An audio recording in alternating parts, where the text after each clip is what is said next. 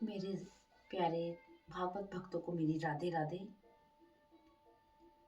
ओम श्री गणेशाय नमः। श्री आशुतोषाय नमः। आज हम श्रीमद् भागवत महापुराण सप्ताह कथा एक सदग्रंथ का एकादश स्कंध का अध्याय 7 से 12 का वर्णन करने जा रहे हैं, जिसमें अवधूत उपाख्यान पृथ्वी से लेकर कबूतर तक 8 गुणों की कथा का वर्णन किया गया है। भगवान श्री कृष्ण ने कहा, महाभाग्यवान उद्धव जी, अब यह यदुवंश जो ब्राह्मणों के शाप से भस्म हो चुका है, पारस्परिक फूट और युद्ध से नष्ट हो जाएगा। आज के 7वें दिन द्वारका समुद्र में डूब जाएगी। मेरे द्वारा मृत्यु लोक छोड़ देने पर इसके सब मंगल नष्ट हो जाएंगे और थोड़े ही दिनों में कलयुग का बोलबाला हो जाएगा। प्यारे उद्धव, मेरे चले जाने पर तुम यहाँ मत रहना, क्योंकि कलयुग में अधिकांश लोगों की रुचि अधर्म में रहेगी। अब तुम मुझ में अपना मन लगाकर समदृष्टि से पृथ्वी में स्वच्छ विचरण करो। जिसने श्रुतियों का साक्षात्कार कर लिया है, उनकी वृत्तियां शांत रहती हैं। तुम प्रतीयमान संपूर्ण विश्व को मेरा ही स्वरूप समझो, इससे जन्म मृत्यु के चक्कर से मुक्त हो जाओगे।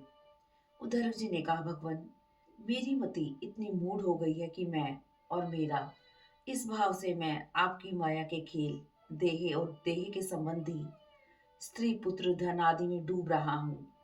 तत्व ज्ञान देकर मेरा उद्धार करें, मैं सुगमता पूर्वक उसका साधन कर सकूं। भगवान ने कहा, उद्धव, समस्त प्राणियों का आत्मा अपने हित और अहित का उपदेशक गुरु है। क्योंकि मनुष्य अपने प्रत्यक्ष अनुभव और अनुमान के द्वारा अपने हित अहित का निर्णय करने में पूर्ण समर्थ है। वह मुझ आत्म तत्व का साक्षात्कार कर लेता है। इस विषय में महात्मा लोग अवधूत दत्तात्रेय और राजा यदु के संवाद के रूप में एक इतिहास कहते हैं। एक बार राजा यदु ने विचरण करते हुए त्रिकालदर्शी ब्राह्मण दत्तात्रेय जी से यह प्रश्न किया, ब्राह्मण, आप कर्म तो करते नहीं, फिर आपको यह निपुण बुद्धि कहाँ से प्राप्त हुई? आप पुत्र, स्त्री, धन आदि संसार के स्पर्श से भी रहित हैं। आज केवल अपने स्वरूप में ही स्थित रहते हैं। आप कृपा करके हमें अवश्य बताइए कि आपको अपने आत्मा में ही ऐसे अनिर्वचनीय आनंद का अनुभव कैसे होता है? भगवान दत्तात्रेय जी ने कहा, राजन, 24 गुरुओं से शिक्षा ग्रहण कर मैं पृथ्वी पर स्वच्छंद विचरण कर रहा हूँ। मेरे गुरुओं के नाम है पृथ्वी, वायु, आकाश, जल, अग्नि, चंद्रमा, सूर्य, कबूतर, अजगर, समुद्र, पतंग, भोरे, मधुमक्खी, हाथी, शहद निकालने वाला हरिण, मछली, पिघला वेश्या, कुरकुरी पक्षी, बालक, कुंवारी कन्या, बाण बनाने वाला सर्प, मकड़ी और भृंगी कीट। मैंने पृथ्वी से उसके धैर्य की क्षमा की शिक्षा ली है। पृथ्वी के ही विकार पर्वत और वृक्ष से मैंने परोपकार की शिक्षा ली। प्राणवायु से मैंने यह शिक्षा ली कि जितने से जीवन निर्वाह हो जाए उतना ही भोजन करें। बाह्य वायु से मैंने अनासक्ति सीखी है। आत्मा की आकाश रूपता की शिक्षा मैंने आकाश से ली। अपने दर्शन एवं स्पर्श से लोगों को पवित्र करना मैंने जल से सीखा है। अग्नि से मैंने यह शिक्षा ली कि जैसे वह तेजस्वी और ज्योतिर्मय होती है और जैसे सब कुछ खा पी लेने पर भी कुछ भी वस्तु के दोषों से वह लिप्त नहीं होती, वैसे ही साधक भी परम तेजस्वी, भोजन मात्र का संग्रही, सभी विषयों का उपभोग करता हुआ किसी का दोष अपने में आने नहीं देता। चंद्रमा से मैंने यह सीखा कि काल के प्रभाव से उसकी कलाएं घटती बढ़ती रहती हैं, तब भी वह न घटता है न बढ़ता है। वैसे ही जन्म से लेकर मृत्यु पर्यंत जितनी भी अवस्थाएं हैं वह सर शरीर की हैं, आत्मा से इसका कोई संबंध नहीं है। सूर्य से मैंने सीखा कि जैसे वे किरणों से पृथ्वी का जल खींचते और समय पर उसे बरसा देते हैं, वैसे ही साधक इंद्रियों के द्वारा समय पर विषयों को ग्रहण करता है और समय आने पर उनका त्याग कर देता है। किसी भी विषय में उसकी आसक्ति नहीं होती। जल के विभिन्न पात्रों में प्रतिबिंबित हुआ सूर्य भिन्न भिन्न दिखाई पड़ता है, जबकि वह एक ही है। उसी प्रकार प्रत्येक जीवों में आत्मा प्रविष्ट होकर अलग अलग दिखाई देते हुए भी एक ही है। कबूतर से मैंने सीखा कि किसी के साथ आसक्ति से स्वतंत्रता नष्ट हो जाती है। किसी जंगल के एक वृक्ष के घोंसले में कबूतर अपनी पत्नी के साथ रहता था। दोनों आपस में बड़ा प्रेम करते थे।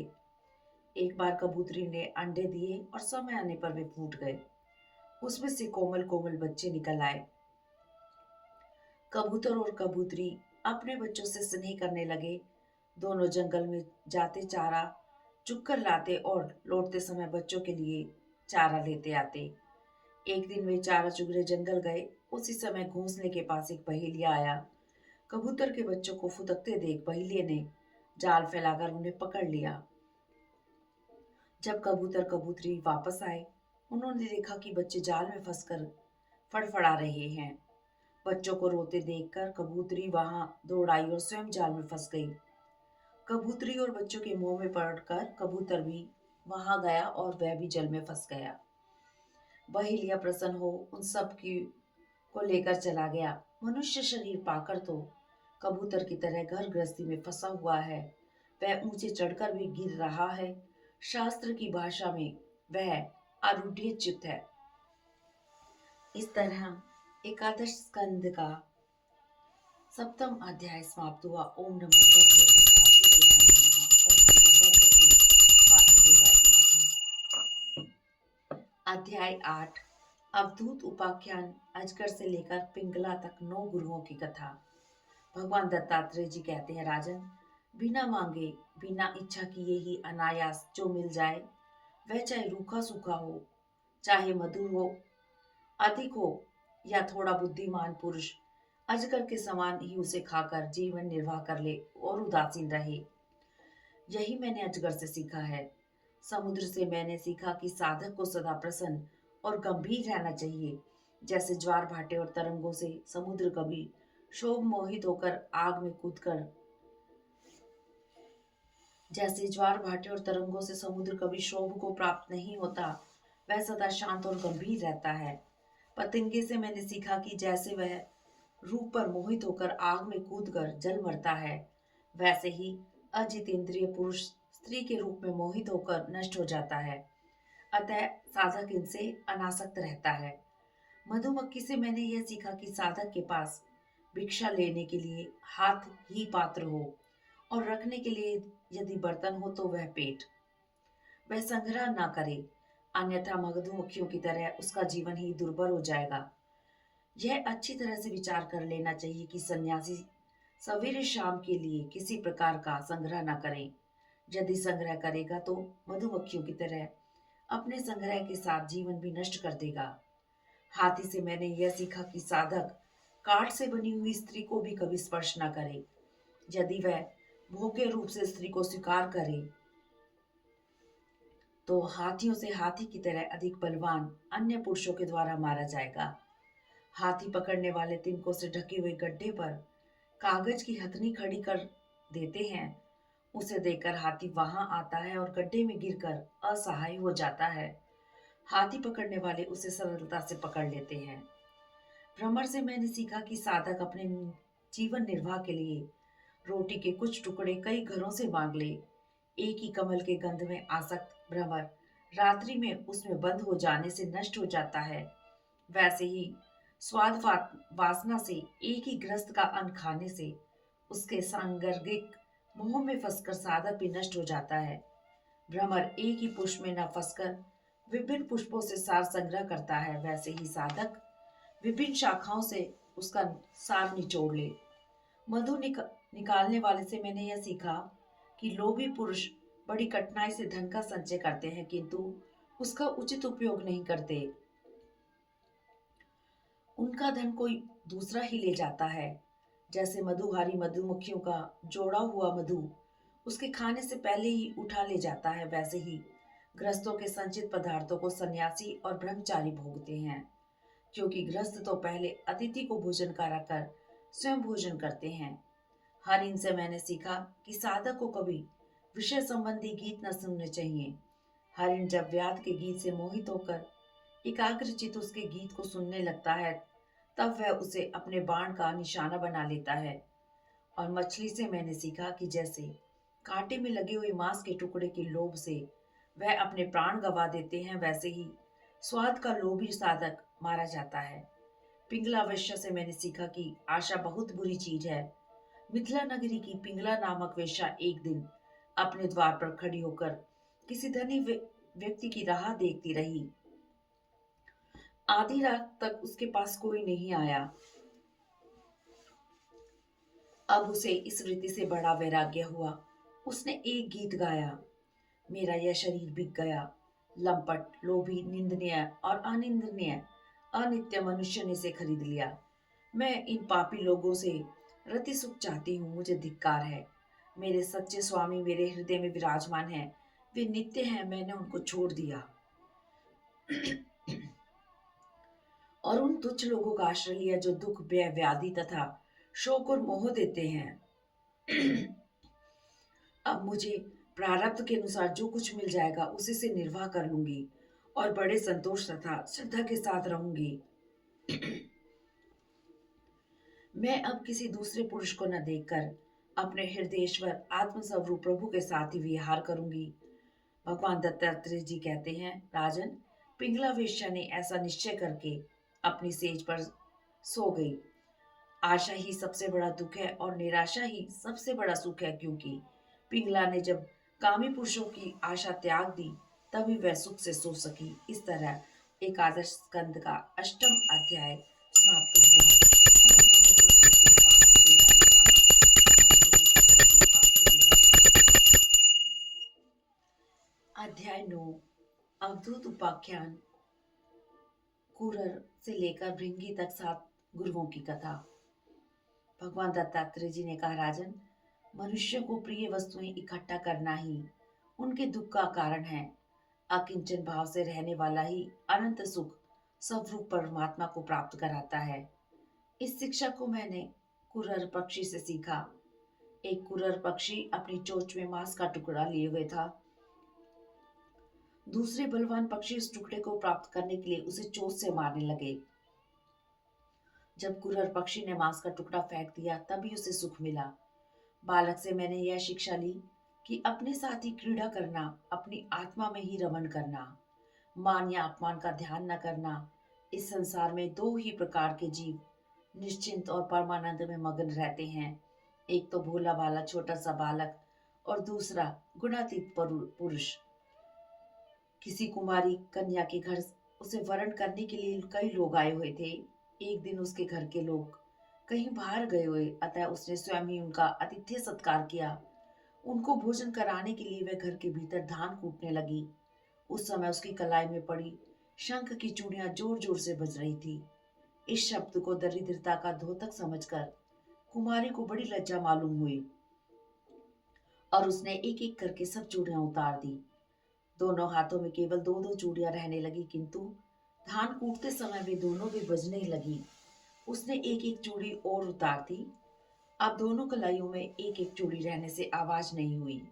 उस कुमारी से मैंने यह शिक्षा ग्रहण की कि बहुत लोगों एक साथ रहते हैं तब कलह होता है और 2 आदमी भी रहते हैं तब भी बातचीत होती है, अतः अकेले ही विचरना चाहिए। मैंने बाण बनाने वाले से यह शिक्षा ली कि आसन और श्वास को जीतकर वैराग्य और अभ्यास के द्वारा अपने मन को वश में कर लें और उसे भगवान में लगा दे। एक बाण बनाने में इतना तन्मय हो रहा था कि उसके पास से दल बल के साथ राजा की सवारी निकल गई और उसे पता न चला। सांप से मैंने यह शिक्षा ग्रहण की कि साधक को घर नहीं बनाना चाहिए। सांप दूसरों के बनाए घर में घुसकर अपना समय काट लेता है, वह अपना घर कभी नहीं बनाता। इस अनित्य शरीर के लिए घर बनाने का झंझट न करें। घर बनाना दुख की जड़ है। सांप दूसरे के बनाए हुए घर में घुसकर बड़े आराम से अपना समय बिता लेता है। मकड़ी से मैंने यह शिक्षा ग्रहण की कि जैसे मकड़ी अपने हृदय से मुंह के द्वारा जाला फैलाती है, उसी में विहार करती है और उसी निकल जाती है, वैसे ही परमेश्वर भी इस जगत को अपने में उत्पन्न करते हैं, उसमें जीव रूप से विहार करते हैं और फिर उसे अपने में लीन कर लेते हैं। मैंने भृंगी कीड़े से यह सीखा कि यदि प्राणी स्नेह से, द्वेष या भय से अपना मन किसी में लगा दे तो उसे उसी वस्तु का स्वरूप प्राप्त हो जाता है। भृंगी एक कीड़े को ले जाकर दीवार पर अपने रहने की जगह बंद कर देता है।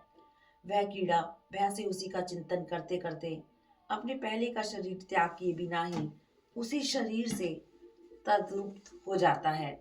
वैसे ही साधक को चाहिए कि वह संसार को छोड़कर अपना मन भगवान में लगा दे। इन 24 गुरुओं के अतिरिक्त मैंने अपने शरीर से भी कुछ सीखा। शरीर विवेक और वैराग्य की शिक्षा देता है। मरना जीना इसके साथ लगा ही रहता है। इस शरीर को पकड़ रखने का फल यह है कि दुख पर दुख भोगते जाओ। एक न एक दिन इसे सियार और कुत्ते खा जाएंगे। अतः मैं इससे असंग होकर विचरता हूँ।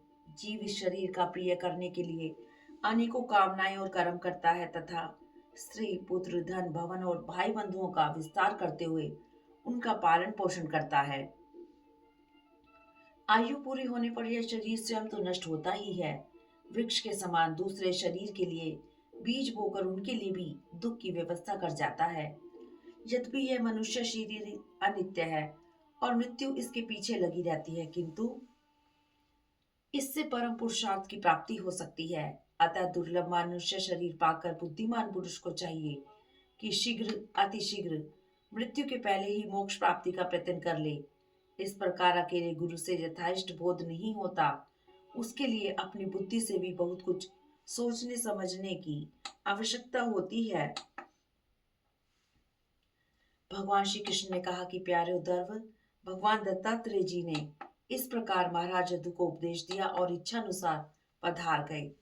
हमारे पूर्वज महाराज यदु इस उपदेश को ग्रहण कर समस्त आसक्तियों से छुटकारा पा गए। इसी प्रकार तुम भी संपूर्ण आसक्तियों का परित्याग करके समदर्शी हो जाओ। इस तरह एकादश स्कंद का 9वां अध्याय समाप्त हुआ। ओम नमो भगवते वासुदेवाय नमः। ओम नमो भगवते वासुदेवाय नमः। अध्याय 10 लौकिक तथा पारलौकिक भोगों की असारता का निरूपण। भगवान श्री कृष्ण ने कहा, प्यारे उद्धव, साधक को चाहिए कि वह मेरी शरण में रहकर मेरे द्वारा उपदिष्ट अपने धर्मों का सावधानी से पालन करे।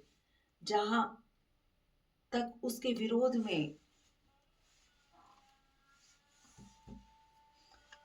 जहां तक उनसे विरोध न हो, वहां तक निष्काम भाव से अपने वर्ण आश्रम और कुल के अनुसार सदाचार का भी अनुष्ठान करे। जिज्ञासु का परम धन है आत्मा। अतः वह स्त्री पुत्र आदि धन आदि संपूर्ण पदार्थों में एक सम आत्मा को देखे और किसी में कुछ विशेषता का आरोप करके उससे ममता न करे, उदासीन रहे। इस जन्म मृत्यु का कारण केवल अज्ञान है। अतः अपने वास्तविक स्वरूप को आत्मा को जानने की इच्छा करनी चाहिए। अपना यह वास्तविक स्वरूप समस्त प्रकृति और प्राकृतिक जगत से अतीत, द्वैत की गंध से रहित एवं अपने आप में स्थित है। इसका और कोई आधार नहीं है। इसे जानकर धीरे धीरे स्थूल शरीर, सूक्ष्म शरीर आदि में जो सत्यत्व बुद्धि हो रही है, उसे क्रमशः मिटा देना चाहिए। इस प्रकार यह स्पष्ट हो गया कि स्वयं प्रकाश ज्ञान स्वरूप नित्य एक ही आत्मा है। कृतत्व, भोक्तृत्व आदि धर्म देही के कारण है। आत्मा के अतिरिक्त जो कुछ है वह सब अनित्य और मायामय है। अतः आत्मज्ञान होते ही समस्त विपत्तियों से मुक्ति मिल जाती है। ऐसा देखा जाता है कि बड़े बड़े कर्म कुशल विद्वानों को भी कुछ सुख नहीं मिलता और मूढ़ों का भी दुख से पाला नहीं पड़ता। अतः जो लोग अपनी बुद्धि या कर्म से सुख पाने का घमंड करते हैं, उनका यह अभिमान व्यर्थ है। जब मृत्यु सिर पर नाच रही है, तब ऐसी कौन सी भोग सामग्री है जो उन्हें सुखी कर सके। लौकिक सुख के समान पारलौकिक सुख भी दोष युक्त है, क्योंकि वहां बराबरी वालों से होड़ चलती है। प्रतिदिन पुण्यशील होने के कारण वहां के भी सुख क्षय होते रहते हैं। सभी कर्मों का फल दुख ही है। जो जीव कर्मों में लगा रहता है, उसे बार बार जन्म और मृत्यु प्राप्त होती रहती है। ऐसी स्थिति में मृत्यु धर्माजीव को क्या सुख हो सकता है। गुणों की विषमता के कारण आत्मा के एकत्व की अनुभूति नहीं होती। वह अनेक जान पड़ता है, और जब तक आत्मा की अनेकता है तब तक तो उन्हें काल या कर्म किसी के अधीन रहना ही पड़ेगा। जब माया के गुणों में शोभ होता है, तब मुझ आत्मा को ही काल, जीव, वेद, लोक स्वभाव और धर्म आदि अनेक नामों से निरूपण करने लगते हैं।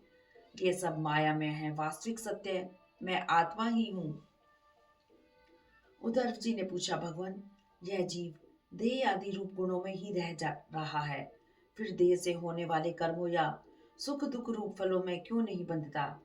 या यह आत्मा गुणों से निर्लिप्त है, देह आदि के समर्थक संपर्क से रहित है, फिर इसे बंधन की प्राप्ति कैसे होती है? बद्ध या मुक्त पुरुष कैसा बर्ताव करता है, कैसे विहार करता है, किन लक्षणों से पहचाना जाता है, कैसे भोजन करता है, कैसे मल त्याग करता है, कैसे सोता है, बैठता है और चलता है? एक ही आत्मा अनादि गुणों के संसर्ग से नित्य बद्ध सी मालूम पड़ती है और असंग होने के कारण नित्य मुक्त भी।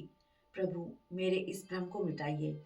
इस तरह एकादश स्कंद का 10वां अध्याय समाप्त हुआ। ओम नमो भगवते वासुदेवाय नमः। अध्याय 11, बद्ध, मुक्त और भक्त जनों के लक्षण। श्री भगवान ने कहा, प्यारे उद्धव, बद्ध या मुक्त आत्मा की व्याख्या या व्यवहार मेरे अधीन रहने वाली सत्वादी गुणों की उपाधि से ही होता है, तत्व दृष्टि से नहीं। सभी गुण माया मूलक हैं, इंद्रजाल है। अतः मेरा बंधन या मोक्ष दोनों नहीं है। मुक्ति का अनुभव कराने वाली आत्मविद्या और बंधन का अनुभव कराने वाली अविद्या, ये दोनों ही मेरी अनादि शक्तियां हैं। इनकी रचना मेरी माया से हुई है। इनका कोई वास्तविक अस्तित्व नहीं। जीव तो एक ही है, वह व्यवहार के लिए ही मेरे अंश के रूप में कल्पित हुआ है, वस्तुतः मेरा स्वरूप ही है। आत्मज्ञान होने से उसे मुक्त कहते हैं और आत्मा का ज्ञान न होने से उसे बद्ध, और यह अज्ञान अनादि होने से बंधन भी अनादि कहलाता है। जीव और ईश्वर पद और मुक्त भेद से भिन्न भिन्न होने पर भी एक ही शरीर में नियंता और नियंत्रित के रूप में स्थित है। शरीर एक वृक्ष है, इसमें हृदय का घोंसला बनाकर जीव और ईश्वर नाम के दो पक्षी रहते हैं। वे दोनों चेतन होने के कारण समान हैं और कभी न बिछुड़ने के कारण सखा हैं। इनके विश्वास करने का कारण केवल लीला ही है। इतनी समानता होने पर भी जीव तो शरीर रूप वृक्ष के फल सुख दुख आदि भोगता है, किंतु ईश्वर उन्हें न भोगकर कर्म फल सुख दुख आदि से असंग और उनका साक्षी मात्र रहता है। अभोक्ता होने पर भी ईश्वर की यह विलक्षणता है कि वह ज्ञान, ऐश्वर्य, आनंद और सामर्थ्य आदि में भोक्ता जीव से बढ़कर है। साथ ही एक यह भी विलक्षणता है कि अभोक्ता शरीर तो ईश्वर तो अपने वास्तविक स्वरूप और जगत को भी जानता है, किंतु भोक्ता जीव न अपने वास्तविक स्वरूप को जानता है और न अपने से अन्य को। इन दोनों में अविद्या से युक्त होने के कारण जीव नित्यबद्ध और ईश्वर विद्या स्वरूप होने के कारण नित्य मुक्त है। आत्म जिज्ञासा और विचार के द्वारा आत्मा में जो अनेकता का भ्रम है, उसे दूर कर दे और मुझ सर्वव्यापी परमात्मा में अपना निर्मल मन लगा दें तथा संसार के व्यवहारों से उपराम हो जाएं। यदि मन पर भ्रम स्थिर न कर सकें तो सारे कर्म निरपेक्ष होकर मेरे लिए ही करें। उद्धव जी ने पूछा, भगवान, संत पुरुष का क्या लक्षण है? भक्त और भक्ति का रहस्य क्या है? आप कृपा करके मुझे बताइए। भगवान श्री कृष्ण ने कहा, प्यारे उद्धव, मेरा भक्त कृपा की मूर्ति होता है। वह समदर्शी और सबका भला करने वाला, स्थिर बुद्धि वाला होता है। उसे केवल मेरा भरोसा होता है। भूख प्यास शोक मोह जन्म मृत्यु से ये उसके 6 वश में रहते हैं। वह किसी से सम्मान नहीं चाहता, किंतु दूसरों का सम्मान करता है और सदा मेरा भजन करता है। वह परम संत है। सूर्य, अग्नि, ब्राह्मण, गौ, वैष्णव, आकाश, वायु, जल, पृथ्वी, आत्मा और समस्त प्राणी, ये सब मेरी पूजा के स्थान हैं।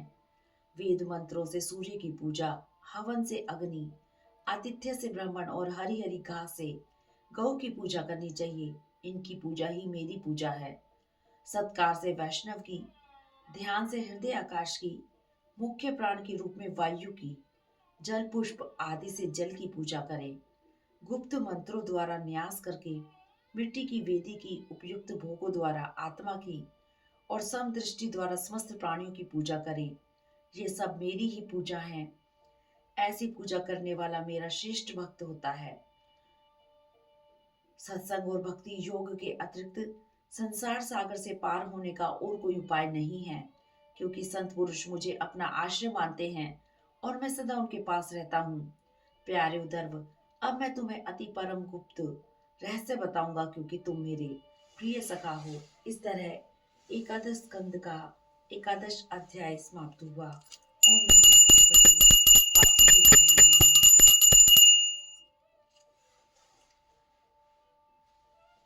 यह अध्याय बहुत ही ज्यादा ध्यान से सुनने का है। अध्याय 12, जिसमें सत्संग की महिमा और कर्म तथा कर्म त्याग की विधि का वर्णन किया गया है। भगवान श्री कृष्ण कहते हैं, प्रिय उद्धव, जगत में जितनी आसक्तियां हैं उन्हें सत्संग नष्ट कर देता है। यही कारण है कि सत्संग जिस प्रकार मुझे वश में कर लेता है, वैसा साधन न योग है, न सांख्य है, न धर्म पालन है और न ही स्वाध्याय। त्याग, तपस्या, इष्टपूर्त, दक्षिणा से भी वैसा मैं प्रसन्न नहीं होता। यहाँ तक कि व्रत, यज्ञ, वेद, तीर्थ, यम, नियम भी सत्संग के समान मुझे वश में करने में समर्थ नहीं है। यह एक युग की नहीं, सभी युगों की एक सी बात है। सत्संग के द्वारा ही दैत्य, राक्षस, पशु पक्षी, गंधर्व, अप्सरा, नाग, सिद्ध, चारण, गुह्यक, विद्याधरों को मेरी प्राप्ति हुई। मनुष्य में वैश्य, शूद्र, स्त्री और अंतयज आदि रजोगुणी तमोगुणी प्रकृति के बहुत से जीवों ने मेरा परम पद प्राप्त किया। वृतासुर, प्रहलाद, वृषपर्वा, बलि, बाणासुर, मैदानव, विभीषण, सुग्रीव, हनुमान, जामवान, गजेंद्र, जटायु, तुलाधार, वेश्य, धर्मव्याध, कुब्जा, व्रज की गोपियां, जगपतियां और दूसरे लोग भी सत्संग के प्रभाव से ही मुझे प्राप्त कर सके हैं। उन लोगों ने ना तो वेदों का स्वाध्याय किया और ना ही विधि पूर्वक महापुरुषों की उपासना की। इसी प्रकार उन्होंने कोई व्रत या तपस्या भी नहीं की। बस केवल सत्संग के प्रभाव से ही वे मुझे प्राप्त हो गए। गोपियां, गाय, यमला, अर्जुन आदि वृक्ष, व्रज के हरिण आदि पशु, कालिया आदि नाग, ये तो साध्य साधन के संबंध में सर्वदा ही मूढ़ बुद्धि थे। इतने ही नहीं, ऐसे ऐसे और बहुत से हो गए जिन्होंने केवल प्रेम पूर्ण भाव के द्वारा ही अनायास मेरी प्राप्ति कर ली और कृतकृत्य हो गए। भगवान श्री कृष्ण ने कहा, उद्धव, बड़े बड़े साधक योग, सांख्य, दान, व्रत, तपस्या, यज्ञ, श्रुतियों की व्याख्या, स्वाध्याय और संन्यास आदि साधनों के द्वारा मुझे नहीं प्राप्त कर सकते, किंतु सत्संग के द्वारा मैं सुलभ हो जाता हूँ। उद्धव जी ने कहा, प्रभु, मुझे सब धर्म का पालन करना चाहिए या सब कुछ छोड़कर आप ही की शरण ग्रहण करनी चाहिए? कृपा कर मुझे समझाइए। भगवान श्री कृष्ण ने कहा, मैं शब्द ब्रह्म स्वरूप से क्रमशः परा, पश्यंती, मध्यमा और वैखरी वाणी के रूप में प्रकट होता हूँ। समस्त कर्ता, करण और कर्म मेरी ही अभिव्यक्तियां हैं। काल गति की माया से का आश्रय लेकर शक्ति विभाजन द्वारा मैं अनेक रूप में प्रतीत होता हूँ। इस जगत के न रहने पर भी मैं रहता हूँ, किंतु यह जगत मेरा ही रूप है। यह संसार वृक्ष अनादि और प्रवाह रूप से नित्य है। इसका स्वरूप ही कर्म की परंपरा तथा इस वृक्ष के फल फूल हैं, मोक्ष और भोग। पाप और पुण्य संसार वृक्ष के दो बीज हैं। असंख्य वासनाएं जड़ें हैं और 3 गुण तने हैं। 5 भूत इनकी प्रधान शाखाएं और शब्द आदि 5 विषय रस हैं। 11 इंद्रिय शाखा, जीव और ईश्वर 2 पक्षी इसमें घोंसला बनाकर निवास करते हैं।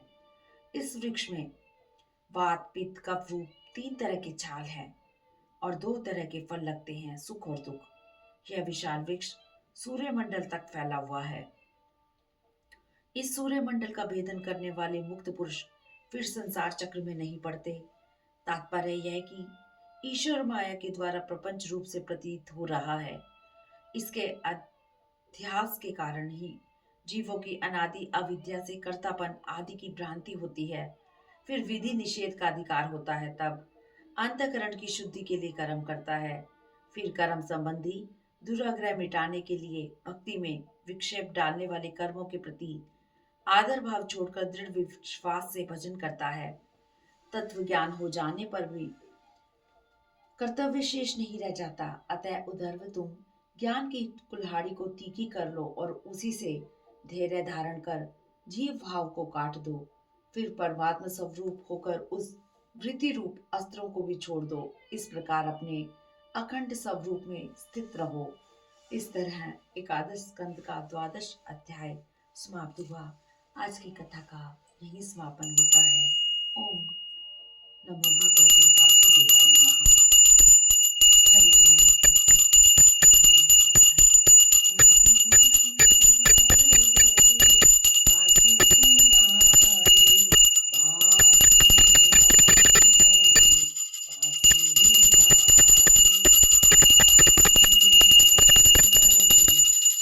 वासुदेवाय नरोत्तम हरि वासुदेवाय सर्वोत्तम हरि वासुदेवाय ओम नमो भगवते वासुदेवाय